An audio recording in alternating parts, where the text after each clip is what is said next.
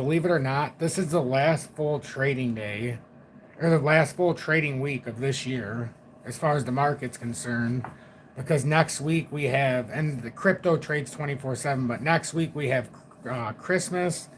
The week after we'll have New Year's Eve and New Year's Day. So leading into the end of the week, we're not going to have full trading weeks, which is very, very interesting with where we're going right now. Bitcoin right now is up almost 5%, trying to push back up towards the resistance area from earlier in the week.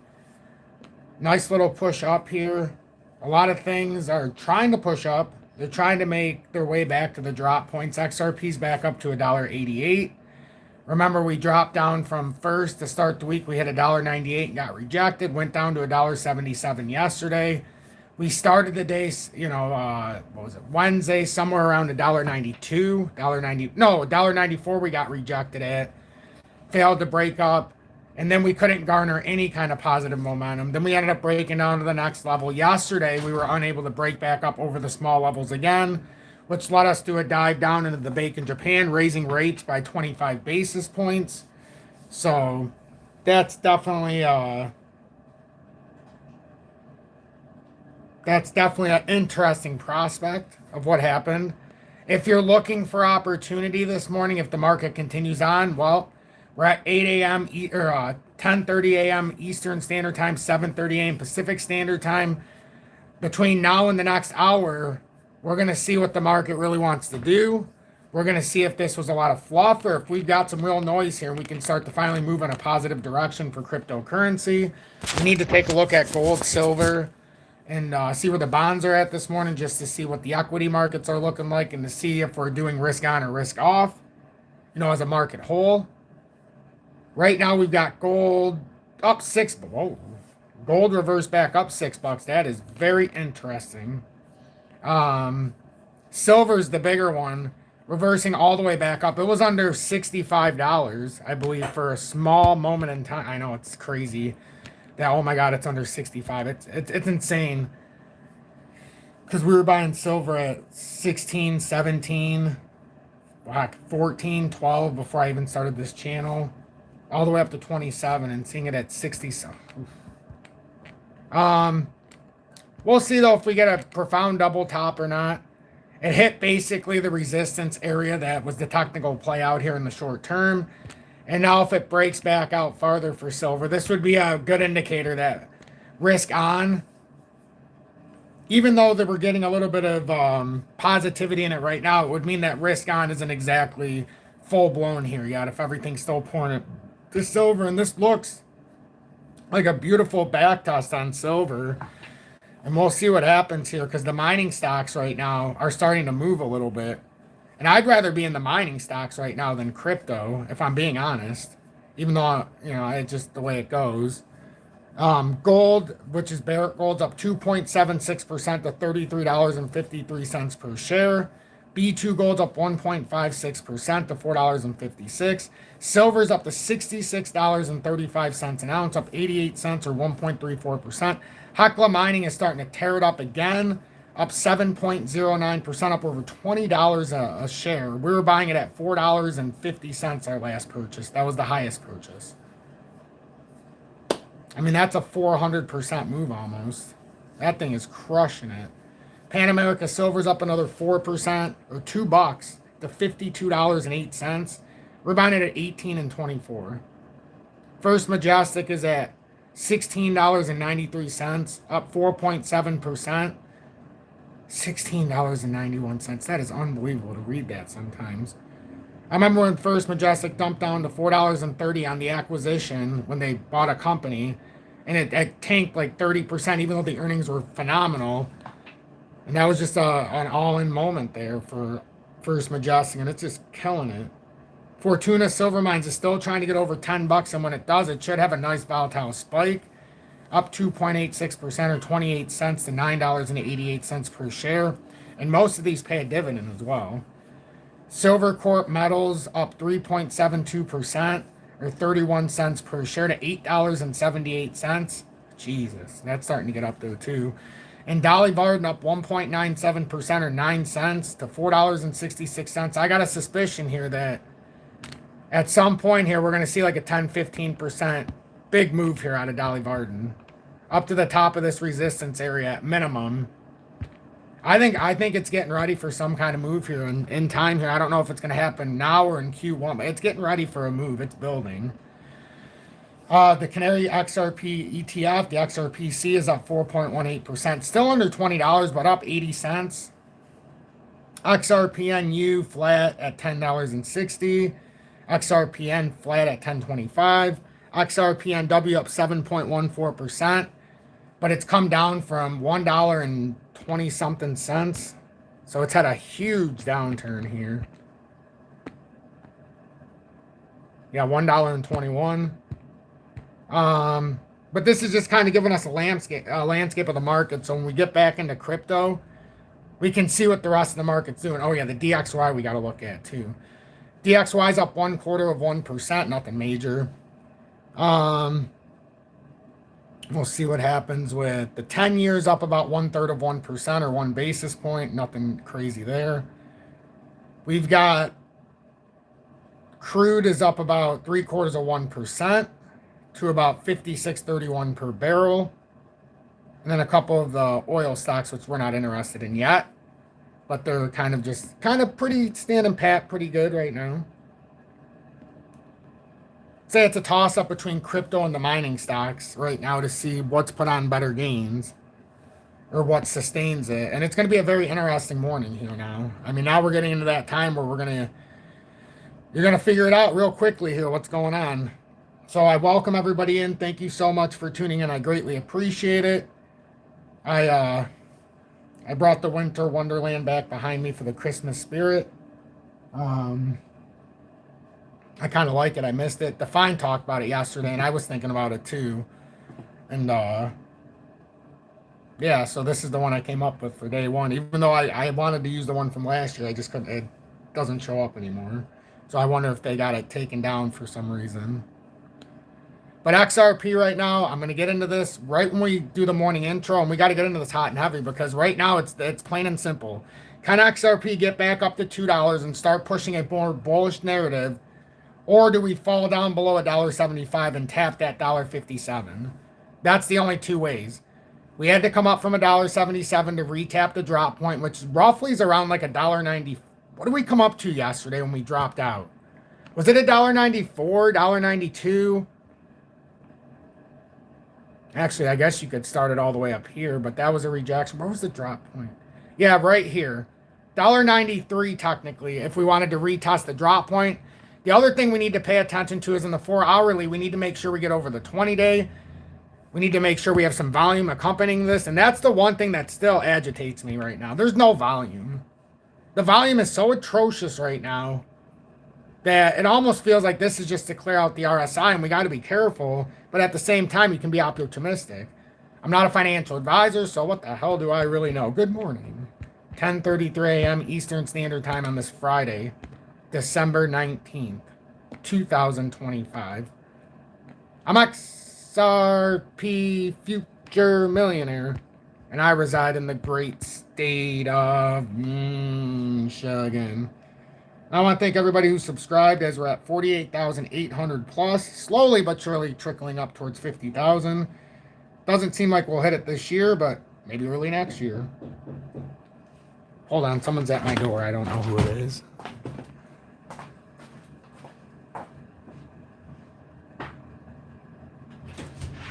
Oh, shoot. Hold on, guys, one second.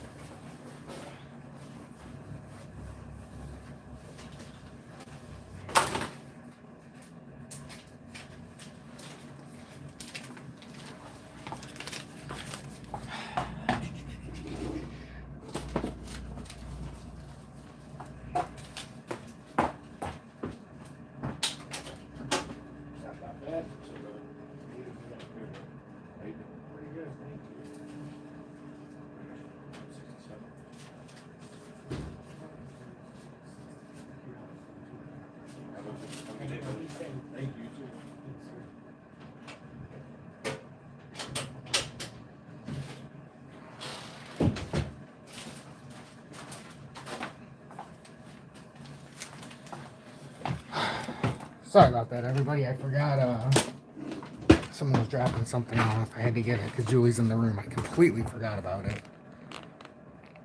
But yeah, so good morning, everybody. Thank you for tuning in. Make sure to hit that like button. And I think I still want to see what's happening here. The good thing about these moves is I've got two areas for you to watch if this powers through. If you haven't bought anything and you're like, okay, if the market starts to take off and you're like, okay, well, I see SHX is up 10%. I see a few things up 5%. Nothing crazy. But if you see the market going a crazy way and you're not in anything, I got two areas for you to watch. Watch XLR, watch DC. They're clearly and painfully ending up behind in these patterns unless they outrun the patterns. But if the rest of the market shoots up, this next daily candle for XDC would probably be nice. I do get a little nervous here with some of these. We had these big wicks down, but we're trying to hold the support structure that we came back in. So it's not unusual to do this. And then if you did, and let's just say we continued on and we had a nice little continuation here, kind of like a nice little trade end of the week. The problem is it's Friday too. But there is a lot of room here. We're way oversold in the weeklies. I just don't want anybody to get carried away. I like seeing 4%. I like seeing VET up 7%. I like seeing HBAR up 6%. But the reality is they're not even up to the points yet to where they dropped. Yes, it's nice to see the recovery a little bit. Where we got to see some sustainability one of these days. You know, because eventually if it just keeps falling through and all we're doing is going up to hit that liquidity just to come down farther, you know, it's not exactly what you want. Now with Bitcoin, we are aware that every single cycle it comes back up to the old all-time high. After it makes a new all-time high, it'll go back down, I should say, to the all-time high to back test it. We haven't done that yet this cycle. The fact we've come down from 126,000 to 88,300, almost 40,000 down right now. It'd be a nice time for it to come down near that 69K level. I don't know if it will. But that would continue the trajectory of the historical remedy that history doesn't always repeat itself, but it does certainly rhyme. So it would be a great time for this to happen. A lot of people are getting their tallywhackers all up in a fizzle right now because, you know, we got some movement here. But we got to remember, we're coming up to resistance taps until otherwise reversed because we're in a downtrend. It's not like when we were coming down to support because we're in an uptrend until confirmed to a downtrend. So every time it came down, we could hit that support and bounce out and then be happy. This is the complete opposite. We got to make sure we get a bullish overtake and then we can cook. But until we start cooking, all we're doing is we're melting up to these last resistant drop points that used to be support and we're confirming them as resistance. We've done it the last 4 times up. Then we would go back down. Then we'd come right back up to the drop point. Then we go down a little bit lower. Then we come back up to the drop point. Then we go down a little bit lower. And we've done this since 126K pretty efficiently now. And it's been a great way because you'll see 3 to 5 to 6% moves in a day on Bitcoin, Ethereum 7 to 10%. But yeah, it's a 7 or 10% move because the price is less. So it looks like a big move, but if you just culminate it with what just happened, we're not doing anything. Like XRP's at $1.88 right now. $1.88. Not $2.88, not $3.88, $1.88. Not $2.27, not $2.65. But this, a 4% move is what it took to get us to $1.88. Now we're still below some very key resistance. So I'll get excited when it's time to get excited. We're still below this hot pink line, which you got to get above this at least to get me a little bit excited here. Like, just to give me a little bit of a oomph into the market. If you can't get past this, this is like the death spiral. If it can't continue to get past here. And then a lot of people are saying it needs to come up to $2 for the retest. I hate to break it to everybody. It doesn't have to do anything because it already had this wick up, which retested that area perfectly. So it doesn't have to do that. If it breaks out of this little zone, it better do that. And at least come up maybe to the next hot pink area. But we need to we need to break these areas first. There's no volume. Volume dictates price, and right now we haven't got that surge, which is crazy because after the big downturn that we've had, you would think at some point, as I'm in a commercial, look at me. But you would think that at some point after a 50%, 40% drop, that, things might change. But it is not. We're still in the same perpetual loop, it feels like. So we'll figure it out. The market's going to figure it out eventually. But that's why I like to stay in the loop with gold, silver, just to see if people are going into the safe haven, if they're feeling safer in risk assets. It's a good thing to know. It's a good thing to know right now. And right now, it's pretty interesting because silver's starting to spike again, up 1.75%, and gold's up about $10. So, and the miners some of them are starting to move here. I'm expecting one of these days we're going to come on here and you guys are going to be like, holy shit, the Dolly Varden's up 15-20%. I fully am anticipating something like this to happen. Not even just this one. They're so far behind in the pricing. I know it seems crazy because of how high some of them have gotten. But isn't it crazy to see Hecla at $20 freaking a share? Like, we're talking, our last purchase was $4.40 or 32 cents or whatever it was. Pan America Silver's at $52. Like, what happened?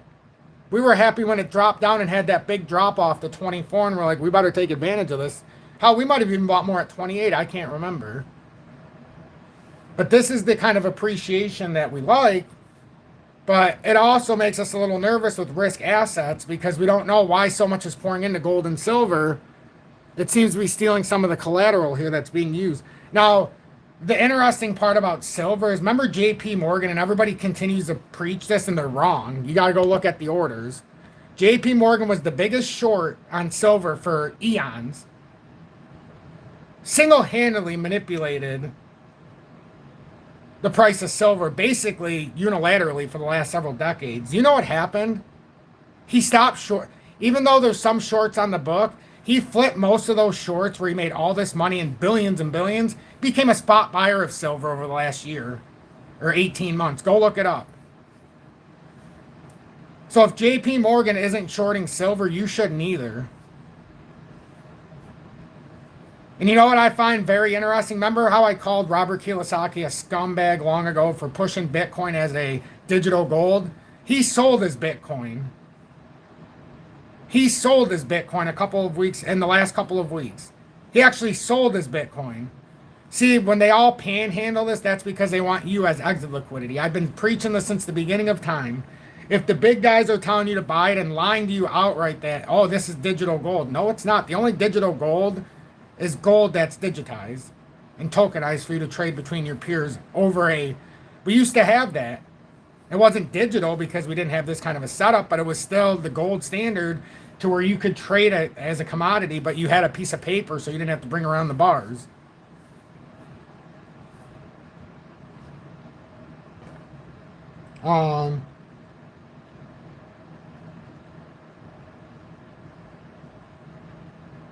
Bitcoin is business as usual, hunting liquidity. Yep. I think XDC is a buy and hold, not for trading or short term at all, and basically saving money. No, I agree with that, Toaster. I keep telling everybody, the next time you buy into this market, you can't be trading. If you're not in the market yet and you're buying in, or you just buy, you've got to find a spot where you're comfortable no matter if it goes. Remember when we bought XP at 34 and we just let it happen, whether it went up 100%, came right back down and did what it needed to do until it was ready to explode? Then we ended up getting another opportunity a year later, roughly, a year and a half later, in mid to late 24, when it went down to 38.5 cents, roughly. You know, that's what we need to do. We're trying to find where that bottom is. And if you're nervous in buying and looking to resell it, it's not the right moment yet. Or you're waiting for validation, which there's nothing wrong with that. And you can look at some of these front runners, but I still don't feel good about this. Like, okay, SHX is up 10% or was up 10%. But where's the volume to dictate that movement? There is none. And for this small of a movement, for the 4 hourly to be that overbought in the stochastic is a little scary. It's a little scary. And I need to do one thing better, which once I do my classes, I will. But I need to continue to break down better what these lines mean. So when you're watching this, ladies and gentlemen, this line right here, so you got the blue line, right? This is the price. Consider this the price action. This is your price action. And then this, it's like your safety support, right? This is your support line. This is basically like the trend line when you're looking at price action. And then this is the real price action as the trend continues. So think of the EMA lines. You got the price action, and then you got where the average is at. So right now we're above the support, and every time we came down on the way up, we tapped it. Now the next time we do this, maybe we'll tap it again. But if we break through this in the 4 hourly and we go bearish, we have a bearish cross, pay attention. Because there's not a lot of volume to dictate this move at all. Even for SHX, that's out in front over, like, it was up over 12% at one point. We're not getting the volume to dictate the move. So if it continues on, God bless the move. But if you're a seasoned veteran in technicals, you're looking for some kind of opportunity. Like, let's look at Bitmine. This is the single largest entity that holds Ethereum. Price is going up. Not much volume to speak of. Had a good open. See, there was a lot of buying pressure on the open. It went to 31.21. But after the open, it's coming down pretty hard right now. It's almost down $1. That means it's down about 5 to 6% since the open. So there was a lot of top-heavy pressure. This can be a knee-jerk reaction. And remember, when they raised the 25 basis points, I said last night that's not going to be 100% immediately felt at all last night. We have to see how people react to the fact that for the first time since, I think it said 2007, it might be longer. First time since 2007, Japan's 10-year yield was over 2%. So that means they're going to start to move money out of the risky trades in the U.S. side of the equities, the T-bills, the treasuries, the bonds, risk assets, and they're going to move it into their own market. That's the risk here. That's the yen carry trade. As the U.S. dollar devalues, it's not worth putting the yen or any kind of their yen purchase because they have to buy it with the yen still, even if they can do it in a convertible note. It's not going to be worth it. So the yen carry trade is going to carry right back into their own markets, into the Asian markets, into other opportunities. And that's going to leave the USA on the outside looking in. Do you think it's by accident that this has happened with gold and silver again? Or the mining stocks are again just...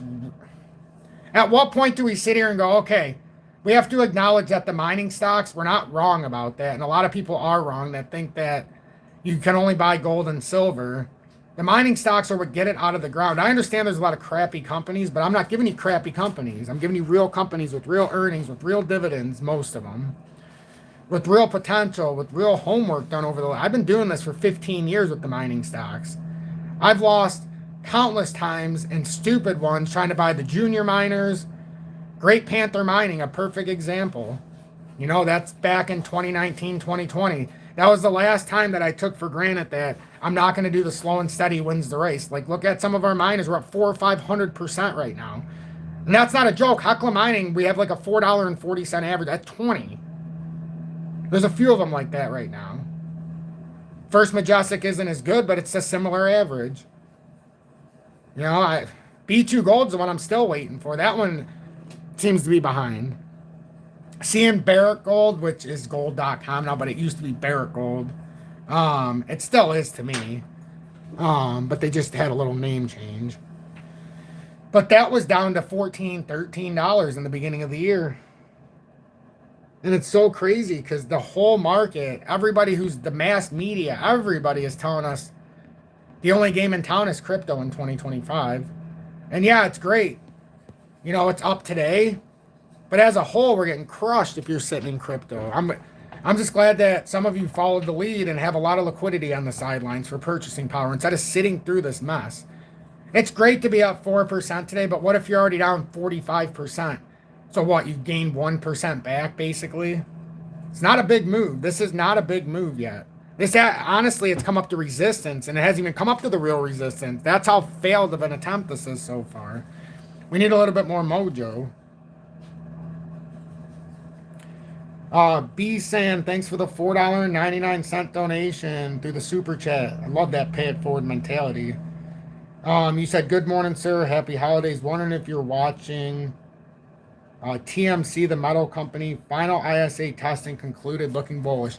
I've had an eye on it, haven't looked at it in a little bit. Someone mentioned this before.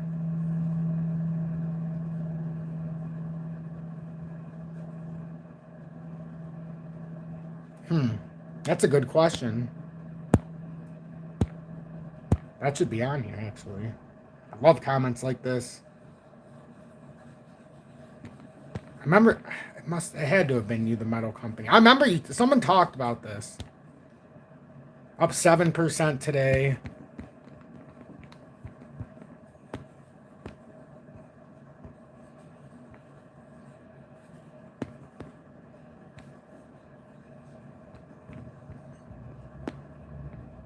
Man, I would have loved to have had this on my radar back in the earlier time. And that's up like 600%. Says it's in final ISA testing concluded, looking bullish. Well, I mean, this is definitely going to be one that if the market runs and we end up breaking out, because this is a cup. If it completed what looks like a cup here. Here, let's draw this out. We can see exactly where this can go if it maintains. So, has a nice cup here. It concluded in this range. Put in a nice handle, or at least it's trying to. Had a fake out here. If we do the measurement, we do it for the depth of the cup. Breakout where the cup and handle would be. But I like to do it at the top resistance of where the line goes across. So we'll do it from about right here. I mean, yeah, that would be super bullish on a breakout. You're talking getting close to 20 bucks. Earnings, not great so far. They have no revenue reported. So you're taking a huge gamble. That was a 736% miss. So this is probably why it wasn't on my radar. But there's potential here. There's no doubt about that. There is huge potential. You just got to be careful. You know, it's all about risk reward. It's what you can handle. This isn't one that I'm personally in. It doesn't have the fundamentals backing it yet. But I do take, you know, shots in the dark. Remember Dolly Varden? And then it ended up having all these good things starting to happen here. So the price is starting to appreciate pretty nicely. But I don't go outside of what I like to do very often. That's Dolly Varden and Silvercorp metals for me. Going outside the grain. The rest of them are just long-standing ones that were part of the long-term plan that I never thought it would appreciate like this. So I will continue to thank crypto for the run-up in December of 24 and being able to figure out that January of 25 was a good exit. And then we rode it through some swing trades, but besides that, you know, well, but if you're new, you're going to have to go through the noise because I still do own over 10,000 XRP. I own some XRP healthcare, but right now the rest of my stuff is liquid, and it's been for some time. I bought in a little bit here and there to do some swing trades, but now I've just kept it liquid the last couple of weeks. As I've said, just let it happen, and it's paid off in a pretty nice way right now. Oh yeah, Epic and CRO on Crypto.com, but the only reason I keep those is because CRO, I have the Crypto Visa debit card, and then with Epic, I'm not going to keep buying and selling when it's going to be such a big fee on Crypto.com. So I sent it over there, and it's just going to sit there until it appreciates to wherever the hell it's going to go. And with my luck, it'll probably go down to like 25 cents after this push up. So, but that's just one that's going to have to sit there. If it was on Kraken, I could do some buying and trading, but it's not that way in Crypto.com. It's too expensive. Define, thanks for being in town during 6+ months of the XP Predictor, along with Frankie Fresh. Janine, I hope you're watching and you're having a good morning as well. Let me go through this real quick. Crypto Cooter as well, 6 months in Tom's Army. Also a very trusted model here in the Telegram with Defined. I think that's all the 6 months. Let's see if I missed anybody. And then 3-month badges. Dan Marginal. Crazy Pole, thanks for being in Tom's Army for over 1 year at the I Told You So badge. My Yard Now. Maple Man. Garbanzo. Bright Future Freedom. Self-awareness.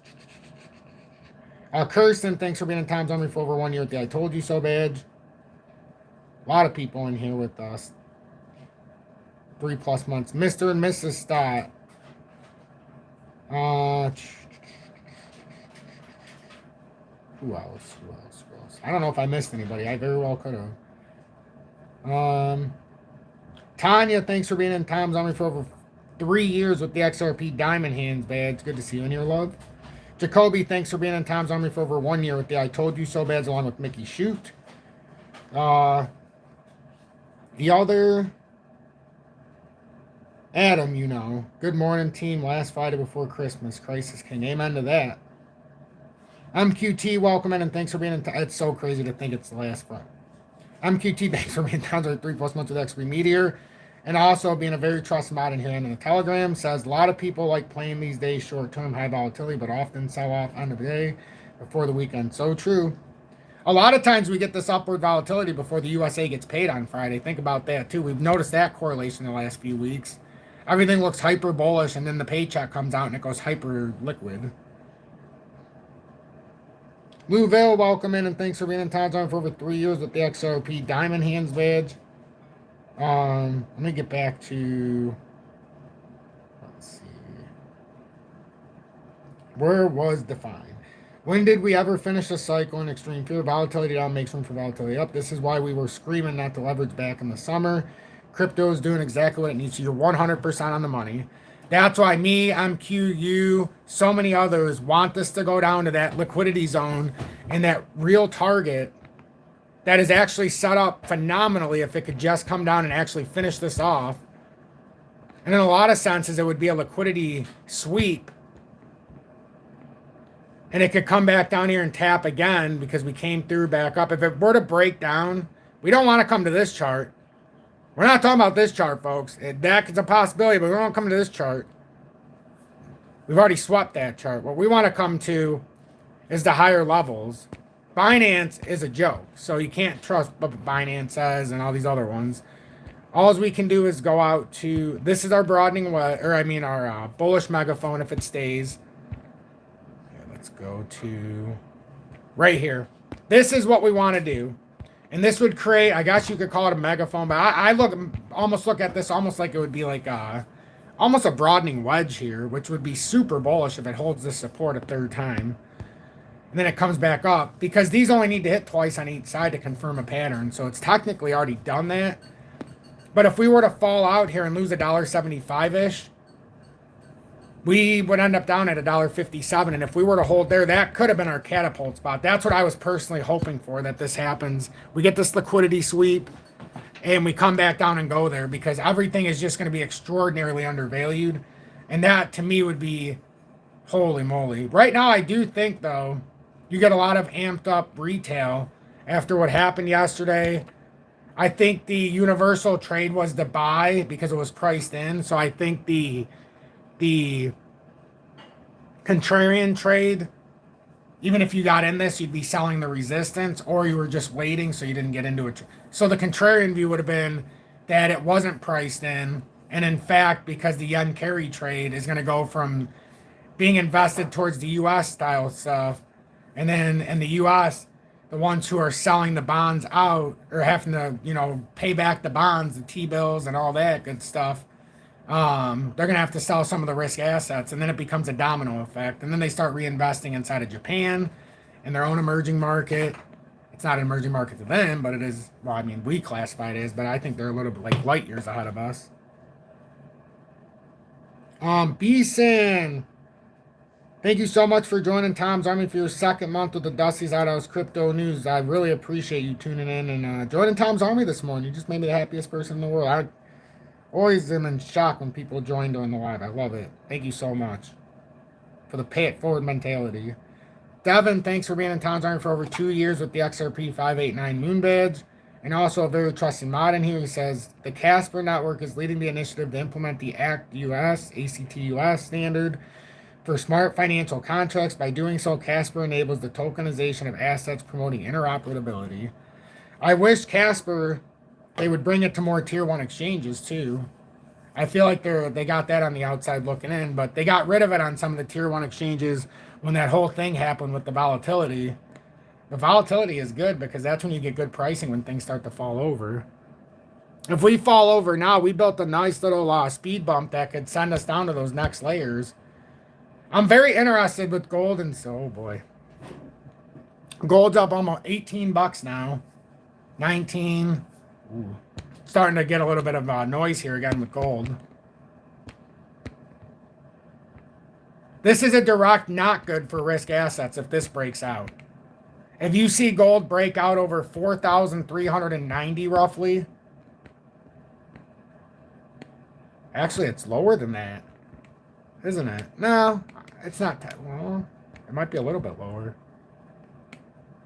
4,300. Here, let's get a price label. I have to borrow this. 4,380. If you see gold get over 4,380 and put in a new all-time high, look out. Look out. Because it would have successfully built this pattern and broke out. And if it plays true, now all of a sudden we're talking about 4,800 gold. Oh, God.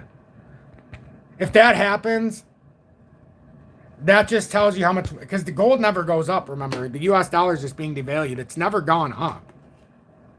This is just a store of value. I don't care what anybody says about Bitcoin and crypto being a store of value. It's not. It's a store of trash. You can get rich quick if you do it right. Not even rich quick, but you can make very, very large amounts of money in a short amount of time. But you have to... It's all about timing this market. It's not a store of value. Gold is a store of value. Silver is a great store of value. The mining stocks aren't store of values. They're risky like crypto, but they're getting the money out of the ground. They're getting the gold and silver out of the ground. So if you do it right, you know what we're saying. That's just like with the alt tokens. They always said, oh, the alt tokens will run if Bitcoin goes up. Well, Bitcoin went to new all-time highs, and most of the altcoins are below the 2021 lows. And the 2023 lows. Put that in perspective. So it's not a one-to-one correlation. On the other hand, the miners are a one-to-one correlation. It just, you don't know when it's going to happen. You could sit for years while gold and silver was consolidating because the U.S. dollar stood firm. But what now? Look, they keep, hey, we're going to keep printing money. We're going to keep, oh, now silver's over 67. Oh, yeah, that's looking great for risk assets now. I wouldn't be surprised if the NASDAQ starts reversing very quickly if this continues. But we still have the retest though. So in the short term, we should be okay for risk assets, at least for in the next couple of hours.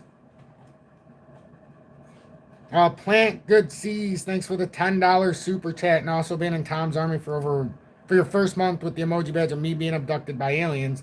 That is my face superimposed on that emoji badge. And thank you. It says happy birthday week. I appreciate that. Appreciate that. Gold futures hit 4,400 yesterday. Sure did, and that was a fresh high. In the futures. Ooh, I like this background, the way it looks. Now that I can see what it really looks like. Yeah, that's kind of nice. Miss Jan, welcome in, Jan. Thanks for being in Tom's Army for over 4 years with the XRP Phoenix badge. That's a crazy amount of support. 4 straight years as a paid supporter. Wow. And thanks for being a very trusted mod in here, Jan. I really, really appreciate your efforts. Swimbush, welcome in, and thanks for being in Tom's Army 3+ months with the XRP Meteor. Brendan says gold futures hit 4,400. Indeed, good eye. Jordan, welcome in. Jaggy, welcome. Gilbert pointed it falls right on the 618 fib this morning. Oh, that's perfect. We know we like the, after we go. Is that the 1618 it's going down to? MQT? Or the 618?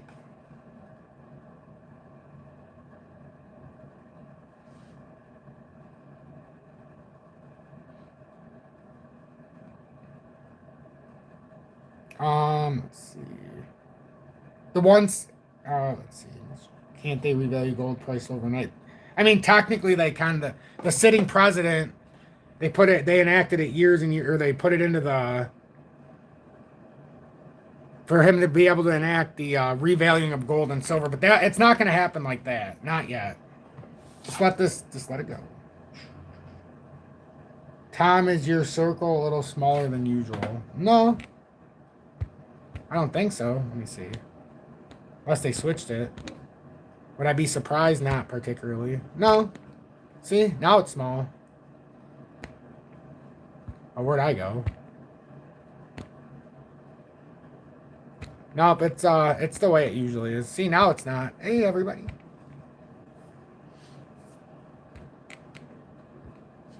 Look at me, I'm in the middle of volatility.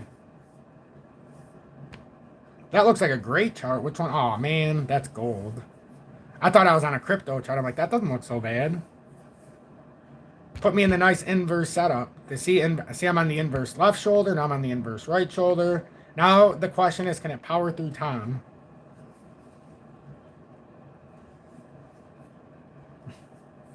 Why so small? I can't hear anybody. How are you supposed to hear? So small town. Hey, look how big the city. No, we... Ah, that's better. See, now it seems bigger, right? See, Define now doesn't seem like it's way bigger screen. It's got to mess with the mind a little bit real quick. But I'm still interested in looking at XDC if this does continue. XDC's back testing the breakback within. Seems to be just a little bit behind the rest of the market, which is a good thing because it gives us ways to watch the market. But if you're looking to buy, this is the support structure that you would buy. And then literally, with the way it's set up, you could just be like, hey, if I'm not ready to ride this market, you could literally ride it from this. Support to resistance if it lets it happen. The rest of the market suggests it might let it happen. And then you could just have a stop loss underneath like 4.6 in case it makes a new low. And then you just wait until it goes back down to like 4.3, whatever it would end up being in real time. So basically your risk reward here would be you're risking 1.44% for the opportunity to make 7.3% minimum if it goes up. That's about a that's over a 6-to-1 profit to loss. There's nothing wrong with that trade if it carried through. But you got to make sure that it's not going to get rejected here. That's why this would be the optimum time if it's going to hold. It'd be but it's going to base it on the rest of the market too. So we got a little bit of opportunity to see what the rest of the market's doing.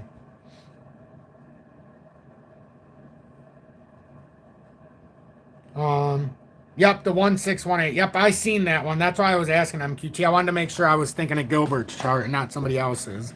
I did see how he had it right at the 1618, right around our 157, 158 area. I mean, it makes perfect sense for it to come down there. Now, does everything always do what makes perfect sense in crypto? Oh, no. But what makes sense here is we come up to this upper liquidity. That's why I keep thinking we're not even there yet. That's what I was saying at the start of this live. I don't think we've actually gotten there yet. Let's see. Bitcoin came up here before, failed to materialize anything, but it's 89,600 roughly in real time is that resistance line if we come up there again. But remember, you keep coming up there, eventually you could break through it, or if you keep coming down to support, you could break down. But I'm watching this. 4 hourly got pretty oversold here, or pretty overbought real quickly, but nothing surprises me. So I'm watching some of these early runners. And the good news is like with XDC and some of the other ones, and I know XLR is hard to buy. Well, it's up 1.16% now. But it's down so much, like you're kind of seeing what the rest of the market's telling it to do. But if it doesn't hold this, like that's still a horrible looking daily candle for XLR. It very well could come and we could melt back down to 3 cents. We don't know. So just make sure you're comfortable because this... In all reality, it's a great reversal today, but it needed to happen, the reversal, just the way it is, just because of how far we fell again. So it's like, are we really going up, or are we just back testing the last move down? It's a weird spot to be in, for sure. It's a very weird spot to be in.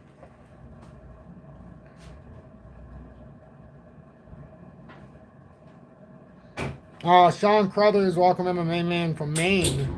Very trusted Mountaineer says, good morning, Tom. Hope all is well. Happy belated birthday. What are your thoughts on Epic Chain? Why the sudden jump up over the last few days? Oh, I was just getting beaten down. It was getting beaten down. There's one of two consensus. It could be front-running the market's movement, or it just had ultra volatility because there's a very low circulating supply, so it only takes a little bit of money to come in to move it at large amounts. It's really it's an unknown right now. It's unknown why. There's been a couple things that have done it. Oh yeah, it's not on here for some reason. There's been a few things that have done it, but it could just be the fact that it's been in such a big downturn that we needed to come up and hit this upper boundary. I don't know, because we haven't come up to the higher resistance yet for me to honestly be able to be like, hey, because we came up to the 200 day, but we haven't come up into the daily sense at all to be like, I mean, we could have started something finally. We're on the top side of that consolidation. This one in particular had a huge breakdown from almost, what was it, or two, yeah, 316 it went all the way up to. And you figure the big drop that it had, it was all the way up here. And even in today's terms, it's down 80%. It had come down like something like 85% or something. It could just be the fact that it was so over, it just had such a big drop. Now we need to see if it carries out of here. If it carries out of here, we're going to start some new ground. And it's very well up. It could be ahead of some of the market. And that's what we really need to pay attention to, because if it is, you know, in some small way, maybe we are getting the reversal right now and it could surprise us. You know, that's why I'm keeping my eyes wide open here. Very wide open. Is it a little bit of an anomaly that it all happened today? Not really. It is Friday. Ultra volatility on Fridays like usual. So I don't really see anything that changes anything that I think is happening. If we get some validation, then we could get maybe some real upward pressure. But the bottom line is we're still lower than we were when we started on Wednesday and Thursday. So we were up at 92 twice. Like we hit 92 all of a sudden twice. We're still like $4,000 below that 92. Like that's the crazy part here. We still need to go up another 3.1% just to get up there on Bitcoin, which would put it up like, just to get up there, Bitcoin would have to be up $6,000 today. It's, you know, a little bit more actually. It'd have to be up about $6,700 on the day for Bitcoin to get up into that next level and try to retake that drop. Right now, it's almost like a 50% retracement back up, which is pretty standard. Sometimes it goes all the way up to 75, almost all. Sometimes it hits it right from where the drop point started. It uses all that liquidity, and then people are just, you know, they're stuck. They're not really sure what to do. I think that's what's happening too in the market right now. A lot of people just, they buy green and then they sell it off on the red. Just the perpetual motion. Like, it's still weird to see the total crypto market cap 101 billion today, but still below 3 trillion. Others are still below 200. I mean, there's been a nice recovery here, but it's only been the recovery, not even back above the drop. That's what I, like up here, this went up to 34.25. Of course, you're going to get some kind of back test. For Ethereum, it suggests we should come up to 3,060 area to back test the 20-day and the daily on this dot cross as it's getting the final confirmation possibly for the 100 to cross the 200. Right now, it's already signaled. It's validated. Now we're just waiting for that confirmation. So we're going to see, like, we either need to have a big bullish reversal and continue this overtake, or this is just coming up to the resistance areas and it's just going to trickle back down just as quick as it came up. We'd love to see some volume to dictate this price movement, because volume predicts price, but the lack of volume is not good. Like, even the drop points on these last drop point candles, we had 6.36 million on this chart. For Ethereum, it's got 3.86 million on the push up. And there's only 7 hours and 45 minutes left. It's not going to get up there, it doesn't look like. This is also turning into a bearish candle right now, right before our very eyes. I consider this like a bearish, like almost, it's not, well, it's almost like a gravestone, but this is, to me, these are all like different kind of doji. This is a bearish candle to me. When you get more top end wick, the candle bodies of the lower half, this suggests that the bears are possibly still in control here and we have to pay attention. Like, we have to pay attention. Like, this is not technically the best movement, but if it can close up high, then it could we can read into the candles. It doesn't always go that way, but we can read into it. But really, all we can do is let this play right now and see what happens. We're below that $3,000 level still. We're below the daily death cross 20-day resistance. We almost have confirmation from the 100 crossing the 200 and the downward spiral. So we have a lot of stuff we have to correct here at the end of the day.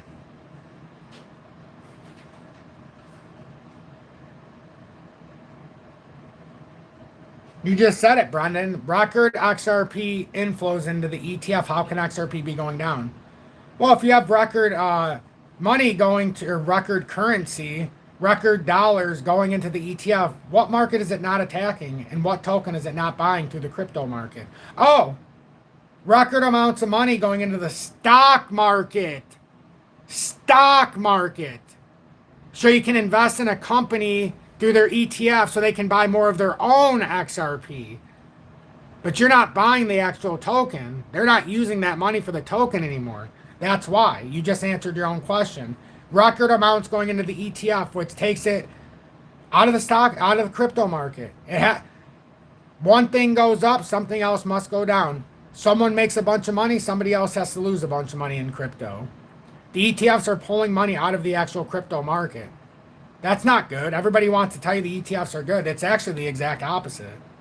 I've never heard of anybody say my business is doing great, but it's doing even better because somebody else is tapping my business and making their own money off of my business, but I don't get to see it as the individual. That doesn't even make sense. So what was the market cap when XRP was at an all-time high 7 years ago? Not what it is today. But it's not an apples to apples comparison. There wasn't this many tokens 7 years ago.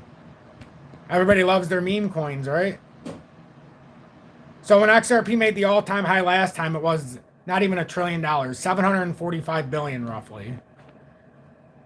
So XRP's cut in half since this time, and the market cap has gone up by 309%, but XRP's cut in half. Think about that.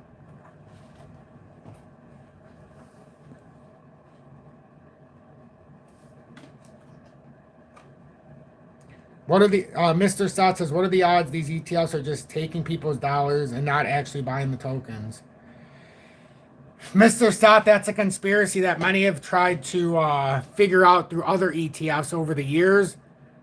And there's a lot of validation to that assumption, my friend. And with quantum computing, a lot of people are saying with these ETFs, they're just doing fake blocks. And they're not actually holding some of these ETFs. And I'm not saying that for XRP, but there is a concern right now with the fake blocks when you have quantum computing mixed with AI. They can absolutely create fake blocks. That's all it is. You're mining a fake block for crypto. It doesn't even exist. It's just an algorithm. It's not like mining gold, going into the ground and actually pulling something physical out. This is just a fake algorithm that can be easily manipulated and has, and it will continue to be.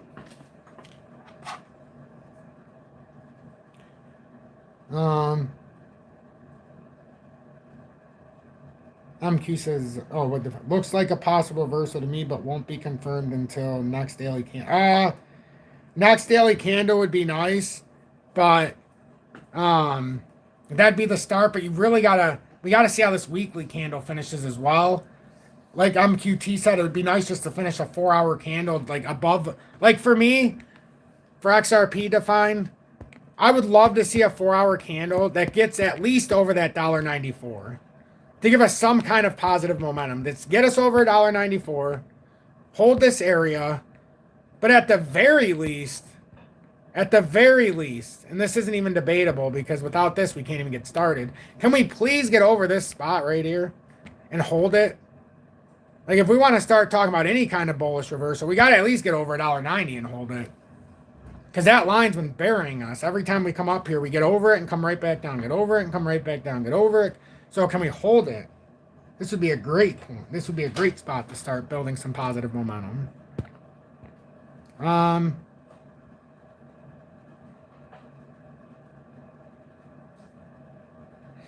no, they would never want to do that, John. They would never want to do that. But as we start winding down in this live, because I got stuff to do, I mean, it's pretty much, we have to wait and see if we're going to get this bullish overtake or if this is coming up to resistance zones. And what sucks is right now, there's no definitive way to answer that. If we were getting a bunch of volume in right now, we could at least say, hey, look at this. We're having this bullish overtake of volume. And it's starting to change our narrative. But, you know, we can try to make it. But once you bring it out into the daily, you don't really see much. Like, if you put it in perspective, I mean, there's no volume there. We can try to make it look like there's volume, but it's just... Look when we were moving in price.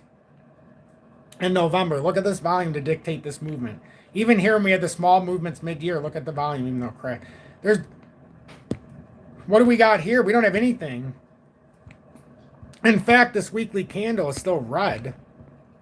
So let's work on getting... Like, the one thing nobody's acknowledging yet is that technically we could come up and retest near that $1.96 again, and we would still be closing this weekly on a new low, which is not technically good, although we would have a nice wick pull up, and maybe just coming down here and back testing this area could be good enough. But, you know, that remains to be seen. At least we took out that $1.77 area finally that we were talking about for 3 weeks. So that's something.